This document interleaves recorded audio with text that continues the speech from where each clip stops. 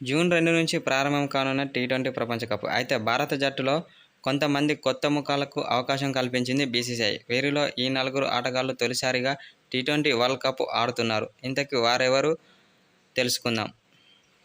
June 2 నుంచి ప్రారంభం కానున్న టీ20 ప్రపంచ కప్కు భారత జట్టును ప్రకటించిన బీసీసీఐ. అయితే ఈసారి మాత్రం కొత్త ముఖాలకు అవకాశం కల్పించింది. అయితే ఆ ఆటగాళ్లు ఎవరో చూద్దాం. సంజు శాంసన్. దేశవాళీ క్రికెట్ నుంచి ఐపీఎల్ వరకు అద్భుతమైన ప్రదర్శన కనబరిచిన సంజు శాంసన్కు భారత టీ20 ప్రపంచ కప్లో అవకాశం లభించింది. సంజు శాంసన్ తొలిసారిగా వరల్డ్ కప్ ఆడుతున్నాడు. ఇంగ్లాండ్తో జరిగిన టెస్టు సిరీస్లో అద్భుతమైన ప్రదర్శనతో అందరినీ ఆకట్టుకున్న యశస్వి జైస్వాల్ ఐపీఎల్లో సెంచరీ సాధించి టీ20 ప్లేయర్గా నిరూపించుకున్నాడు. యశస్వి జైస్వాల్ అండర్-19 ప్రపంచ కప్లో ఆడాడు.